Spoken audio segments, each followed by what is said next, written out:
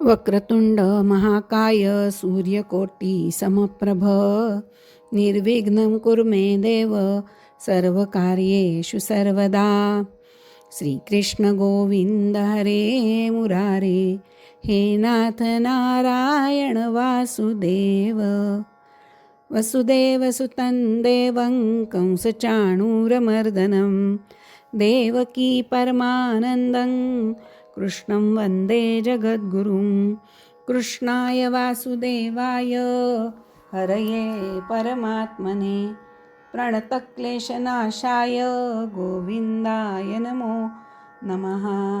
मूकं करोति वाचालं पङ्गुल्लङ्घयते गिरिं, यत्कृपातमहं वन्दे परमानन्दमाधवम्.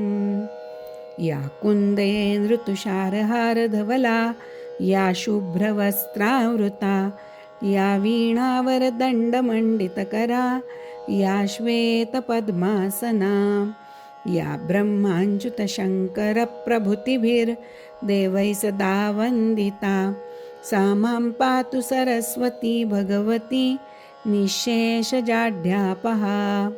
गुरुर्ब्रह्मा गुरुर्विष्णु गुरुर्देवो महेश्वरः, गुरुः साक्षात् परब्रह्म तस्मै श्री गुरवे नमः. ओम नमो भगवते वासुदेवाय. ओम नमो भगवते वासुदेवाय. ओम नमो भगवते वासुदेवाय. नंदपत्नी यशोदेला आपल्याला मूल झाल्याचं समजलं, परंतु दमल्यामुळे आणि योगमायेने मोहित झाल्यामुळे ते मूल पुत्र की कन्या हे काही तिला समजलेलं नव्हतं. आता शुकमुनी पुढे सांगतायत, परीक्षिता, अरे जेव्हा वसुदेव परत आले कारागृहात, तेव्हा सर्व दरवाजे आपोआप पहिल्याप्रमाणे बंद झाले आणि बालकाच्या रडण्याच्या आवाजाने तिथले सगळे द्वारपाल जागे झाले आणि हा म्हणता कंसाला बातमी कळली. कंस झोपेमधून जागा झाला आणि विस्कटलेल्या केस होते आणि तसाच तो अडखळत धावत धडपडत तो देवकीच्या महालामध्ये त्या खोलीमध्ये आला. देवकी दीनवाणी होऊन रडत आपल्या भावाला म्हणाली, अरे कंसा, तुझं माझ्यावर किती प्रेम आहे. तू माझी इतकी बाळं मारलीस, मी तुला काही बोलले नाही, पण मलाही आता हे दुःख सहन होत नाही. मी तुझी धाकटी बहीण आहे, माझं थोडंसं तरी ऐक. अरे हा काही पुत्र नाही आहे, ही मुलगी झाली आहे मला. आता हे शेवटचं मूल तरी माझ्याजवळ राहू दे. ती अगदी कवटाळून बसली ती मुलीला आणि दीनवाणीपणाने रडत होती. कंसाच्या पाया पडत होती, याचना करत होती. पण दुष्ट कंसानी तिला अपशब्द बोलून एकदम बाजूला ढकलून दिलं आणि तिच्या हातातून मुलगी हिसकावून घेतली आणि त्या नवजात अर्भकाचे, आपल्या भाचीचे पाय पकडून कंस बाहेर तिला घेऊन गेला तसाच आणि गरगर फिरवली आहे तिला. त्याच्या हृदयातील प्रेमाला जणू स्वार्थाने मुळासकट उपटून टाकलं होतं. तो अतिशय क्रूर झाला होता, निर्दय झाला होता. अशी ती योगमाया त्याच्या हातातून निसटून ताबडतोब आकाशात गेली आणि तीच आपल्या 8 हातात शस्त्रास्त्र घेतलेली मोठी देवी झालेली त्याला दिसली. ती देवी कंसाला म्हणाली, अरे मूर्खा, मला मारून तुला काय मिळणार आहे? तुझ्या मागील जन्मातील शत्रू तुला मारण्यासाठी दुसऱ्या ठिकाणी कुठेतरी जन्माला आलाय. आता तरी तू निर्दोष बालकांची विनाकारण हत्या करू नकोस. असं म्हणता भगवती योगमाया अंतर्धान पावली. देवी, साक्षात देवी त्या अर्भकांच्या रूपाने प्रगट झालेली पाहून कंसाला पण मोठं आश्चर्य वाटलं आणि त्याला कळलं आपलं काहीतरी चुकलंय. त्यांनी ताबडतोब देवकी आणि वसुदेव यांना कैदेतून मुक्त केलंय आणि त्यांना म्हणालाय, अगं ताई, भाऊजी, अरे रे, मी अत्यंत पापी आहे. ज्याप्रमाणे राक्षस आपल्याच मुलांना मारून टाकतो, त्याप्रमाणे मी तुमची बरीच मुलं मारून टाकली. मला क्षमा करा. माझ्या या दुष्टतेला तुम्ही दोघांनी मिळून क्षमा करा. तुम्ही सज्जन आहात, दीनांचे रक्षण करणार आहात. असं म्हणून कंसाने देवकी आणि वसुदेवचे पाय धरलेत. त्यांच्याही डोळ्यातून अश्रू वाहत आहेत. कंसाला पश्चाताप झालेला पाहून देवकीने त्याला क्षमा केली. आता वसुदेव आणि देवकीची अनुमती घेऊन कंस आपल्या महालाकडे परत आलाय.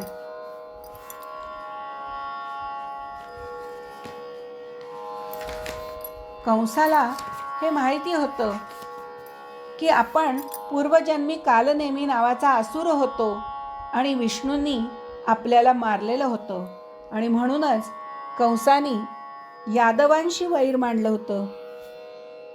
त्याने यदू, भोज आणि अंधक वंशाचे राजे असलेल्या आपल्या पित्याला सुद्धा नजरकैदेत ठेवलं होतं आणि तो स्वतःच राज्य करू लागला होता. एक रात्र उलटून गेली. त्याच्या डोक्यात सतत योगमायेने सांगितलेले विचार येत होते. रात्रभर त्याला काही सुचत नव्हतं. दुसऱ्या दिवशी तो आपल्या मंत्रीगणांना भेटला आणि त्याने झालेला सगळा वृत्तांत आपल्या मित्रांना, मंत्रीगणांना सांगितला. असा योगमायेचा चमत्कार झाला आणि अशी आकाशवाणी झाली आहे की मला मारणारा जो माझा वैरी आहे तो कुठेतरी दुसरीकडे वाढतोय. दैत्य असल्यामुळे स्वभावतःच ते देवांचा द्वेष करत होते. कंसाचं म्हणणं ऐकल्यानंतर त्यातले काही जण म्हणाले, भोजराज, असं असेल तर आम्ही आजच सगळी शहरं, गावं, गवळ्यांच्या वस्त्या या सगळ्या ठिकाणी जातो. जेवढी लहान मुलं असतील, मग ती 10 दिवसांच्या आतली असतील किंवा बाहेरची असतील, सगळ्यांना आजच मारून टाकतो.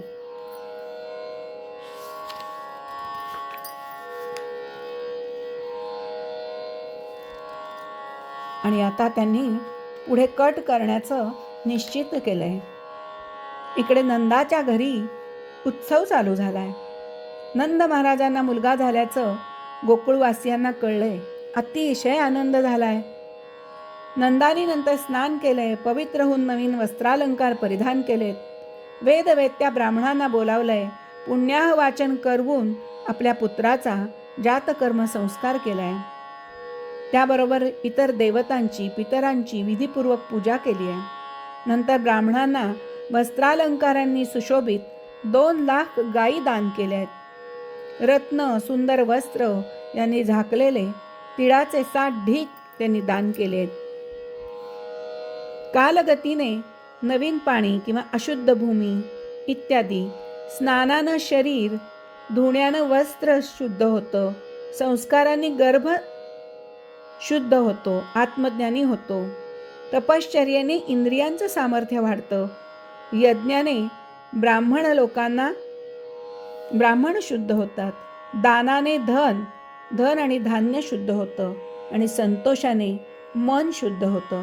अशा प्रकारे ही द्रव्य शुद्ध होतात. आत्म्याची शुद्धी होते आणि आत्म्याची शुद्धी आत्मज्ञानाने होते असं म्हटलेलं आहे. आता इथे ब्राह्मण मंगलमय आशीर्वाद द्यायला लागलेले आहेत. पौराणिक वंशाचे वर्णन करणारे स्तुतीपाठक स्तुती गायला लागले, गायक गाऊ लागले, भेरी आणि दुंदुभी वारंवार वाजू लागलेले आहेत. सगळेजण आता इथे आनंद उत्सव नंदाच्या घरी जवळपास येऊन करायला लागलेत. सगळ्यांनी घराची दारं, अंगणं झाडून पुसून स्वच्छ केलेत. सुगंधित द्रव्य शिंपडली गेली आहेत. जागोजागी ध्वज, पताका, फुलांच्या माळा, रंगीबेरंगी वस्त्र, पताका लावून झाडाच्या पानांच्या तोरणांनी सगळं गोकुळ सजलेलं आहे. गोपी गाणं म्हणतायत. जन्मलाग कृष्ण देव, दिसतो ग कोणा वाणी. जन्मलाग कृष्ण देव, दिसतो ग कोणा वाणी. जवसाच्या फुला वाणी, अग दिसतो साजणे बाई. जवसाच्या फुला वाणी, दिसतो ग साजणे बाई. जन्मला ग कृष्ण देव, झाला गोकुळी आनंद. जन्मला ग कृष्ण देव, झाला गोकुळी आनंद. हत्तीवरी साखर ग, वाटितो ग राजानंद. हत्तीवरी साखर, वाटितो ग राजानंद. गोपाला गोपाला देवकी नंदन गोपाला. गोपाला गोपाला देवकी नंदन गोपाला. गाई बैल वासरांच्या अंगाला सुद्धा हळद तेलाचा लेप दिला गेलाय. त्यांना गेरुनी रंगवलंय. मोरपंख, फुलांचे हार, तऱ्हेतऱ्हेची सुंदर वस्त्र घालून त्यांना सजवलंय. सर्व गोप नटलेत. वस्त्र अलंकार अंगरखे पगडे घालून नटून थटून नजराणे घेऊन नंदाच्या घरी आलेत. यशोदाला पुत्र झाला हे ऐकून गोपींना अतिशय आनंद झालाय. त्या नटल्या आहेत. होता कृष्णाचा अवतार, आनंद करीती घरोघर. होता कृष्णाचा अवतार, आनंद करीती घरोघर. दासनामे वाचे गाती, प्रेमे आनंदे नाचती. दासनामे वाचे गाती, प्रेमे आनंदे नाचती. तुका म्हणे हरती दोष, आनंदाने करीती घोष. तुका म्हणे हरती दोष, आनंदाने करीती घोष.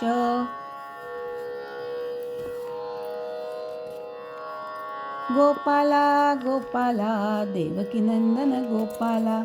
गोपाला गोपाला देवकी नंदन गोपाला. नंद घर आनंद भयो, जय कन्हैया लाल की. हाती घोडा पाल की, जय कन्हैया लाल की. यशोदेच्या मांडीवर खेळत असलेल्या सर्वांग सुंदर बाळकृष्णाला गोपी दह्याने अभिषेक करू लागल्या. कृष्णासारख्या त्रिभुवन सुंदर मुलाला पाहिल्याबरोबर आनंदाच्या भरात त्या बेभान झाल्या. त्या स्वतःच दुधादह्याने न्हाऊ लागल्या. सर्व गोपींची मनं कृष्णाने आकर्षित करून घेतली. नंदयती सर्व जनांस नंदहा. वाणी, वर्तन, व्यवहार आणि विचारांनी जो सर्वांना आनंद देतो तोच नंद होय. सर्वांना जो आनंद देतो, नंदयती सर्व जनांस नंदहा, असा आनंद राजा, सर्वांचा आदर करणारा. आदर दान हे सर्वोत्तम दान आहे, अशा गुणांनी युक्त नंद राजाच्या घरी प्रत्यक्ष भगवान प्रगट झालेत. आणि म्हणून नंद उत्सव सुरू झालेला आहे. नंद महोत्सव सुरू झालेला आहे. उत म्हणजे ईश्वर आणि सव म्हणजे प्राकट्य. ईश्वराचं प्राकट्य म्हणजे उत्सव. उत्सव तर हृदयात साजरा झाला पाहिजे. ईश्वराचं प्राकट्य झाल्यावर माणूस देहात असूनही देहाचं भान त्याला राहू शकत नाही. जशी आता गोपींची अवस्था झाली आहे, ती खरोखर ईश्वराचं प्राकट्य त्यांच्या देहामध्ये झालंय आणि ते देहभान विसरून सगळ्या कृष्णाचं कौतुक करण्यासाठी आलेले आहेत. शरीर मथुरा आणि हृदय गोकुळ समजावे. नंद हा जीव होय. हृदय गोकुळात बाळकृष्णाला बोलवा आणि मनाला आसक्तीपासून वाचवाल तर शरीर मथुरा बनेल, मथुरा बनू शकेल आणि हृदय गोकुळ होईल. सगळ्या गोपिका तिथे आलेल्या आहेत. गो शब्दाचे अनेक अर्थ आहेत. गो म्हणजे इंद्रिय, गो म्हणजे भक्ती, गो म्हणजे गाय, गो म्हणजे उपनिषद, असे अनेक गो या शब्दाचे अर्थ आहेत. इंद्रियांना विषयांच्या मागे धावू देण्यापेक्षा भगवंताकडे वळवा. गोभीही पिबती इति गोपी. जो आपल्या प्रत्येक इंद्रियाने श्रीकृष्ण रसाचे पान करतो तोच गोपी.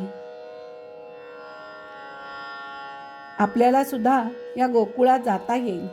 शरीराने शक्य नसेल तर मनाने तरी गोकुळात जाऊया. मनाने मथुरेला जा, शरीर कुठेही असो, मनाला मात्र मथुरा वृंदावनामध्ये पाठवा. कल्पना करा, भावनाही ठेवा की यशोदेच्या मांडीवर बाळकृष्ण खेळतोय. त्याचं दर्शन घेण्यास गोपी धावत येत आहेत. कन्हैयाच्या एक एक लीलांचं कल्पनेनेच दर्शन करीत राहा. देवाच्या दर्शनानंतर डोळे मिटून त्याच्या स्वरूपाचं मनाने दर्शन घेत राहा. देहाचा विसर पडल्याशिवाय दर्शनाचा खरा आनंद मिळू शकत नाही. वृंदावनात अनेक साधू दररोज नंद महोत्सव साजरा करतात. नंद महोत्सवाचा आरंभच प्रातःकाळी 4 वाजता झाला होता. म्हणून हा उत्सव ब्राह्ममुहूर्तानेच साजरा करावा. ध्यानधारणेची सर्वात उत्तम वेळ म्हणजे हा ब्राह्ममुहूर्त. प्रातःकाळी 4 ते 5:30 वाजेपर्यंत भगवत भजनाचा आनंद लाभल्यानंतर सर्व दिवस मोठा आनंदात जातो. वृंदावनात बरेच संत नंद महोत्सवाच्या 18 श्लोकांचा नित्य पाठ करतात. नवमीच्या दिवशी हा महोत्सव झाला, कारण रात्री अष्टमीच्या दिवशी रात्री ते प्रगट झाले. तिथून मथुरेतून ते गोकुळात आले आणि म्हणून नवमीच्या दिवशी सगळ्यांना हा प्रकार कळला की यशोदेला पुत्र झालेला आहे आणि म्हणून सगळ्यांनी नवमीच्या दिवशी महोत्सव केला आहे. श्रावण वद्य द्वादशीच्या दिवशी भगवान शंकरांना पण अतिशय इच्छा झाली आहे मनातनं की श्रीहरींचं बालस्वरूप आपण जाऊन पाहावं. एकदा डोळे भरून श्रीहरींना बालस्वरूपात जाऊन भेटून यावं, बालस्वरूपातल्या हरींना जाऊन भेटून यावं. म्हणून भगवान शंकर गोकुळात आलेले आहेत. शंकर हे योगेश्वर आहेत आणि कृष्ण हे योगेश्वर आहेत. योगेश्वर आणि योगेश्वर यांची भेट झाली, हरिहर भेट. भगवान शंकर जगाला निवृत्तीचा मार्ग दाखवतात, तर श्रीकृष्ण प्रवृत्ती धर्माचा आदर्श दाखवतात. श्रीकृष्ण कसे तर बाहेरून प्रवृत्त पण आतून मात्र निवृत्त आहेत. सर्व प्रकारच्या प्रवृत्ती हाताळल्या पण आसक्ती एकातही नाही. सर्व व्यवहार प्रवृत्तीचे केले पण निवृत्तीसारखेच राहिले. भगवान शंकर म्हणतात, ज्याला ब्रह्मानंदाचा आस्वाद घ्यायचा असेल त्याला थोडी बहुत निवृत्ती तर स्वीकारावीच लागेल. श्रावण मासातील कृष्ण द्वादशीला भगवान शंकर श्रीकृष्णाच्या दर्शनाला आलेत. शंकर एकटेच आलेत. शंकरांचे 2 विशिष्ट सेवक होते, शृंगी आणि भृंगी. त्या दोघांनीही शंकरासमोर जाण्याचा हट्ट धरला. म्हणे आम्हालाही बरोबर नेले नाही तर आम्ही सगळ्यांना जाऊन सांगतो की हा कोणी साधू नाही तर हा शंकर आहे, प्रत्यक्ष देव आहेत. शंकर म्हणाले, तुम्ही काही करा पण मी एकटाच जाणार आहे. आता या हरिहर भेटेचं कित्येक महात्म्यांनी आणि मोठमोठ्या संतांनी मोठ्या रसाळ वर्णन केलंय. नंदी ढवळा वाजे गळा घुंगूर माळा, नंदी ढवळा वाजे गळा घुंगूर माळा, यशोदेच्या दारी उभा सांब भोळा, यशोदेच्या दारी उभा सांब भोळा. गोपी प्रती सांगे त्याला घालावी भीक, अन्न वस्त्र काय हवे द्यावे आणिक. काही नको म्हणे माई दावी गोपाला, काही नको म्हणे माई दावी गोपाला, यशोदेच्या दारी उभा सांब भोळा. आतरडुनी गोंधळ घाली घाली श्रीहरी, आतरडुनी गोंधळ घाली घाली श्रीहरी, यशोदा ठेवी त्याला शंभू मांडीवरी, यशोदा ठेवी त्याला शंभू मांडीवरी. संतुष्ट झाले पाहुनी या एकमेकाला, यशोदेच्या दारी उभा सांब भोळा, यशोदेच्या दारी उभा सांब भोळा. रडे सोडून हसू लागे बाळ श्रीहरी, हरिहर भेट झाली नंद मंदिरी, हरिहर भेट झाली नंद मंदिरी. वर्षताती देव सुमने होऊनी गोळा, यशोदेच्या दारी उभा सांब भोळा. यशोदेच्या दारी उभा सांब भोळा. अशा प्रकारे भगवान शंकरांचं इथे आगमन झालंय. शंकरांनी एका ज्योतिषाचा वेश घेतलाय आणि ते आलेले आहेत गोकुळामध्ये.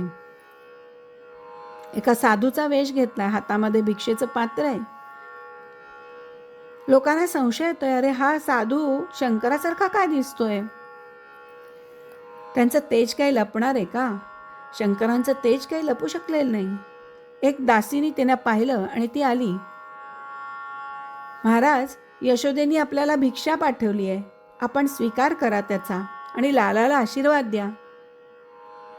शंकर म्हणाले, मला भिक्षा काही नको, मला फक्त ते बाळाला घेऊन या, मला बाळाचं दर्शन घ्यायचंय. यशोदानी खिडकीतून ऐकलं. तिने त्याचं रूप पाहिलं. गळ्यामध्ये सर्प, अंगाला सगळा राख लावलेली, भस्म लावलेलं, आणि तिला भीतीच वाटली त्याची. म्हणजे हा कसा बाई साधू आलाय दारात, त्याच्या गळ्यात तर जिवंत सर्प आहे, कोण आहे कुणास ठाऊक बाई. त्याला सांग, दासीला म्हणाली, भिक्षा कमी वाटत असेल तर मी आणखी द्यायला तयार आहे, पण मी काही माझ्या कृष्णाला बाहेर आणणार नाही हो. त्याच्या गळ्यात सर्प आहे ना, बाळाला भीती वाटली म्हणजे मग. त्यावेळेला शंकर बाहेरून म्हणालेत, माते, तुझा कन्हैया तर काळाचाही काळ आहे, ब्रह्माचाही ब्रह्म आहे, तो कसला भीतोय याला? मला तुझ्या लालाचं दर्शन घ्यायचंय, मला भिक्षा नको, काही नको, मी काही इथून जाणार नाही. आजही हे शिवशंकर जिथे आलेले आहेत भिक्षेला, तिथे गोकुळामध्ये आशेश्वर नावाचं महादेवाचं मंदिर आहे, जिथे श्री शंकर भगवान आणि गोपाळ यांची भेट झाली, दर्शन झालं. व्रज 84च्या प्रदक्षिणा ही कमीत कमी 1 वेळा तरी झाली पाहिजे. ही प्रदक्षिणा मोठी महापुण्यदायी आहे. या प्रदक्षिणेने जीवनातील सारी पापं जळून भस्म होतात. हे व्रजभूमी ही लीलाभूमी आहे. परमेश्वराच्या लीला झाल्यात तिथे. तिथं बसून जर ध्यान कराल तर स्वयं परमात्मा आपले लीला रहस्य आपल्याला समजावून सांगतील. इकडे कृष्णाने जाणलंय की शंकर आलेत आपल्याला भेटायला आणि आई काही आपल्याला नेत नाहीये, काय करावं बरं? म्हणून कृष्णाने आता जोर जोरात रडायला सुरुवात केली आहे. कृष्णाचं रडणं बघून यशोदेला काही सुचत नाहीये. त्याला कुठं काही चावलंय का? कपडे काढून बघितले, सगळं स्वच्छ करून पाहिलं, पोट दुखतंय का शेकून बघितलं, पण बाळ काही रडायचं थांबत नाही. आता काय करावं बरं? शेवटी यशोदा म्हणाली, त्या बाहेरच्या त्या साधूला विचार की म्हणा मी बाळाला घेऊन येते, तुम्ही शांत करू शकाल का? शंकर म्हणाले, हो हो, का नाही, तुम्ही घेऊन या बाळाला, मी करतो त्याला शांत. मग यशोदा आपल्या दासीबरोबर बाळकृष्णाला कडेवर घेऊन आली. तिने बाळकृष्णाला शंकराच्या मांडीवर दिले. शंकरांनी त्यांना बघितल्यावर शंकरांनी बाल रूप पाहिले हरीचं आणि ते समाधी अवस्थेत झाले. समाधी अवस्थेत मग्न झाल्यानंतर हरी आणि हर एकच झालेले आहेत आणि त्यांचा संवाद मौनामध्ये चालू झालाय. तेवढ्यामध्ये शंकराच्या गळ्यातल्या सर्पाला शेषाचंच रूप त्यालाही त्या बाळकृष्णाला स्पर्श करण्याची इच्छा झाली. त्याबरोबर त्या स्पर्शाने शेषाने सर्पाने खाली येण्याचा प्रयत्न करून तो खाली यायला लागलाय. यशोदेने ते पाहिलं मात्र पटकन उचलून बाळाला मांडीवर घेतलंय आणि म्हणाली, तुम्हाला दिलाय ना आता बाळाला? आणि बाळही शांत झालं, हसायला लागलं शंकरांच्या मांडीवर गेल्यानंतर. आता झालंय म्हणले. त्यावेळेला शंकर म्हणाले, अगं तुला भविष्य ऐकायचंय ना? म्हणे तुम्ही जोशी आहात का? भविष्य सांगणारे जोशी? हो हो म्हणले, मी सांगतो तुझं त्याचं बाळाचं भविष्य. मग त्यांनी हरीचं भविष्य सांगितलंय. ते म्हणले शंकर यशोदेला, माते तुझा मुलगा मोठा सम्राट होणार आहे, त्याची तू काही काळजी करू नकोस. हा शत्रूंचं निर्दालन करेल, हा अतिशय शूर आणि पराक्रमी असा होणार आहे तुझा पुत्र. अशा प्रकारे शंकरांनी त्याचं भविष्य सांगितलंय. तेवढ्यामध्ये नंद तेथे आलेले आहेत आणि त्यांनी बाळकृष्णाला आपल्याकडे कुशीत घेतलंय आणि शंकर तिथून निघून गेलेले आहेत. नंद राजा हा दरवर्षी कंसाला कर देत असे आणि आता यावेळेला सुद्धा त्याला कर देण्याची वेळ आली होती. म्हणून नंद काही गोपांना घेऊन कर देण्यासाठी मथुरेमध्ये निघालेला आहे. जाताना त्यांनी यशोदेला सांगितलंय की कोणाला घरात येऊ देऊ नकोस, बाळाची काळजी घे, त्याला नीट सांभाळ. मी कर देण्यासाठी मथुरेला जातोय, मला काही दिवस तिथे राहावं लागेल, पण तू याची नीट काळजी घे. त्यांनी कंसाला कर दाखल एक सोन्याचं ताट आणि पंचरत्न देखील भेट देण्याचं ठरवलं होतं. कारण आपल्याला आता उतारवयात हा मुलगा झालाय ही बातमी कंसाला सांगायची होती त्याला.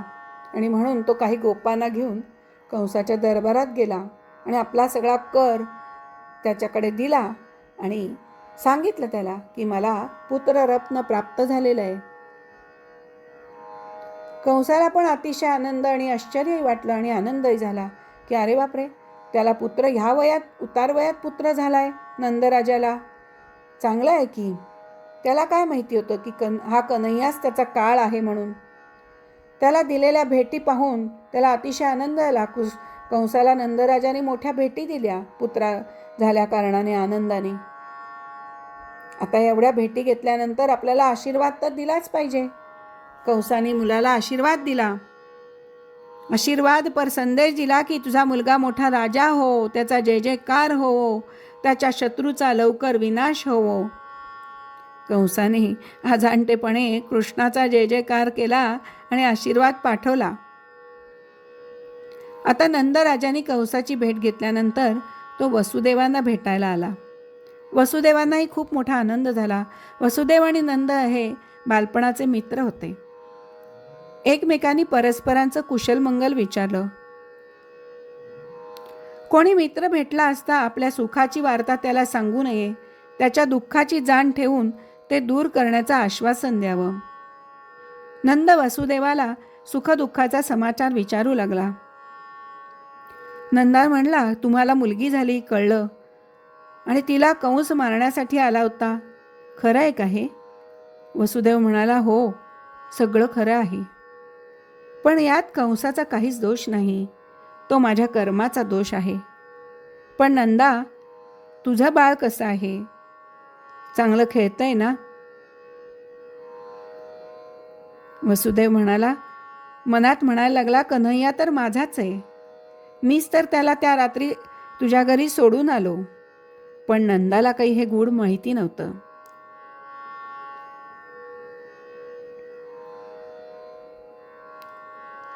नंद कृष्णाला सोडून कंसाकडे आला आणि इकडे गोकुळावर संकट येत आहेत, त्याची चाहूल आता वसुदेवांना लागली आहे. आणि म्हणून नंदाला म्हणालेत ते,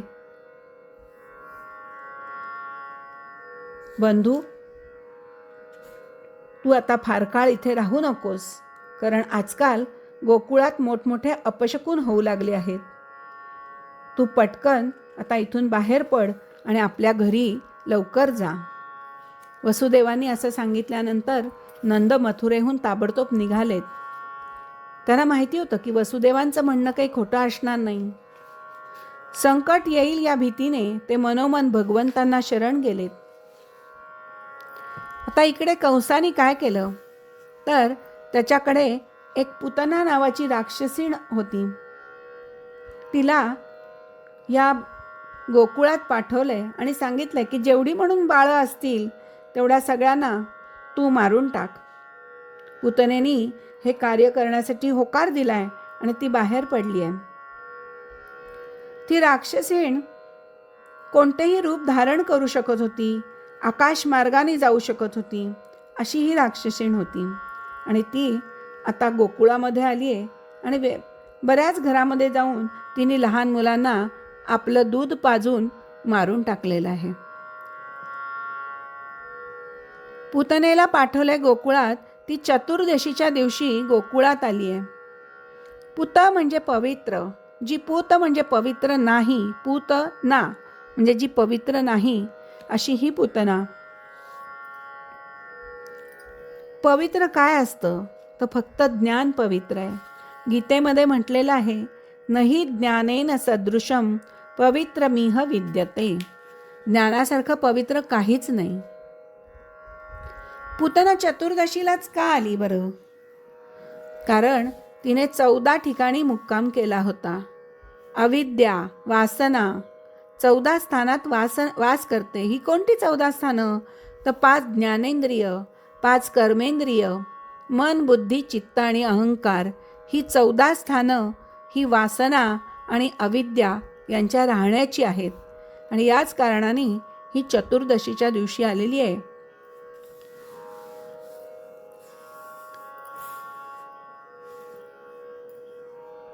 तिने एका सुंदर स्त्रीचं रूप घेतलंय. आपल्या आंबाड्यावर मोगऱ्याची वेणी माळली आहे, सुंदर वस्त्र परिधान केलंय, छान कर्णफुलं कानामध्ये घातली आहेत. ती चमचम करणारी कर्णफुलं, तिच्या तोंडावर ते तेज आलंय, त्याच्यामुळे तिचे कुरळे कुरळे केस अतिशय शोभिवंत दिसत आहेत. मधुर हास्य करीत,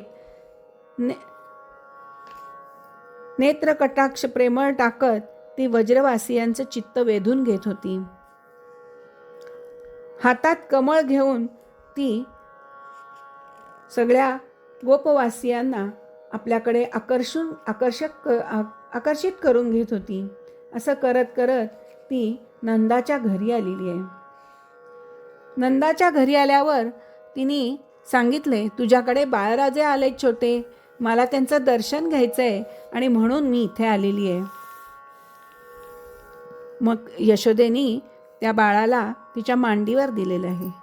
ती म्हणली, तुला काही काम करायचं असेल तर कर, मी थोडा वेळ बाळाला खेळवते आणि मग मी घरी जाईन. यशोदेला खरंच वाटलं. तिने भाबडेपणाने पूतनेच्या मांडीवर बाळाला दिलंय आणि ती आपलं काम करायला आतमध्ये निघून गेली आहे. पूतनेने कृष्णाला मांडीवर घेतलंय आणि त्याच्याकडे दृष्टी टाकली आहे आणि आपल्या विषाने माखलेलं स्तन त्याच्या मुखामध्ये घातलंय. कृष्णाने दूध पिण्यास प्रारंभ केलाय. जसे जसे कृष्णाने दूध पिण्यास सुरुवात केली तसं तसं पूतना वेदनेने रडायला लागली. कन्हैया दूध पितच राहिले आणि हळूहळू पूतनेला वेदना व्हायला लागल्या. तिच्या वेदना अतिशय वाढल्या, तिला त्या सहन होईना. कृष्णा सोड, कृष्णा सोड, अरे सोड, अरे सोड, मला सोड, असे म्हणून ती जोरजोरात रडायला लागली, व्याकुळ झाली. पूतना दोनदा वेळा म्हणतीये, मला सोड, मला सोड. जणू काही ती इहलोक व परलोकापासून आपली सुटका करून घेऊ इच्छित होती आणि गोलोकात जाण्याची प्रार्थना करत होती. आणि अशा प्रकारे तिची तळमळ झाली होती, व्याकुळ झाली ती. आणि आता तिने राक्षसिणीचं रूप धारण केलं, कारण तिला यातना सहन होईना. ती त्या याच्यातून बाहेर आली आणि तिचं रूप सगळं मूळ रूपात ती आली आहे. आणि आकाश मार्गाने ती कृष्णाला घेऊन उडायला लागली, कृष्णापासून सुटण्याचा प्रयत्न करायला लागली. आणि त्याच वेळेला कृष्णाने एका वृक्षावर तिला खाली पाडलं आणि त्याबरोबर अनेक वृक्ष खाली पडलेले आहेत. पूतनेच्या शरीराने खाली पडता पडता 6 कोस अंतरावरील झाडं उन्मळून पडली. मोठी गर्जना झाली. तिचं शरीर अत्यंत भयानक होतं. तिचं तोंड नांगराच्या फाळाप्रमाणे तीक्ष्ण आणि भयंकर दाढा असलेलं होतं. नागपुड्या म्हणजे डोंगरातील गुहेप्रमाणे खोल होत्या आणि स्तन पहाडावरून खिळलेल्या कड्यांप्रमाणे होते. लाल लाल केस चारी बाजूनी विस्कटून पसरले होते. अशा प्रकारे तिचं रौद्र भयानक भीतीदायक असं स्वरूप पाहिलं. सगळे गोकुळवासी धावत धावत तिथे आलेत. भयंकर मोठा आवाज गर्जना करत पूतनेने आपला किंकाळी फोडत पूतना मरण पावली. तिचं ते शरीर पाहून गोवळी आणि गोपी भयभीत झालेत. तिची किंकाळी ऐकून सगळ्यांना धाबद आणलंय. सगळ्यांचं थरथर कापायला लागले. सगळे काय झालं, कोण आलंय, कुठे झालाय हा सगळा प्रकार, म्हणून सगळेजण जमा झालेत. बाल श्रीकृष्ण मात्र निर्भयपणे तिच्या छातीवर खेळतायत. आणि म्हणून यशोदा गेलीये आणि पटकन उचलून तिने बाळाला जवळ घेतलंय, कुशीत घेतलंय. त्यानंतर यशोदा आणि रोहिणीनी गोपी आणि इतर जमलेल्या सगळ्या गोपींनी गाईचं शेपूट कृष्णाच्या अंगावरून फिरवलंय. वेगवेगळ्या उपायांनी बाळाची दृष्ट काढली आहे. सगळ्या शक्तींपासून त्याचं रक्षण होवो आणि म्हणून त्यांनी प्रथम त्याला गोमूत्राने स्नान घातलंय. सर्व अंगाला गाईच्या अंगावरील धूळ लावली आहे. आणि गोपींनी आचमन करून अंगन्यास करन्यास केले आणि बालकाच्या अंगावर बीजन्यास केलेले आहेत. आणि गोपिका बालरक्षा स्तोत्र या कृष्णासाठी म्हणतायत. अजन्मा भगवान तुझ्या पायांचे, मणिमान गुडघ्यांचे, यज्ञपुरुष मांड्यांचे, अच्युत कमरेचे, हयग्रीव पोटाचे, केशव हृदयाचे, ईश वक्षस्थळांचे, सूर्यकंठांचे, विष्णू हाताचे, उरुक्रम तोंडाचे आणि ईश्वर मस्तकाचे रक्षण करू दे. कृष्णगर्भ तुझ्या बुद्धीचे, परमात्मा भगवान तुझ्या अहंकाराचे रक्षण करोत. खेळताना गोविंद रक्षण करोत, निद्रेच्या वेळी माधव रक्षण करोत. डाकिनी, राक्षसी, कुष्मांडा इत्यादी बालग्रह, भूत, प्रेत, पिशाच, यक्ष, राक्षस, विनायक, कोट्रा, रेवती, ज्येष्ठा, पुतना, मातृका इत्यादी शरीर, प्राण तसेच इंद्रियांचा नाश करणारे उन्माद, अपस्मार इत्यादी रोग, स्वप्नात पाहिलेले महान उत्पात, वृद्ध ग्रह, बालग्रह इत्यादी सर्व अनिष्ट घटक विष्णूंच्या नावाचा उच्चार केल्याने भयभीत होऊन नष्ट होऊन जाऊ देत.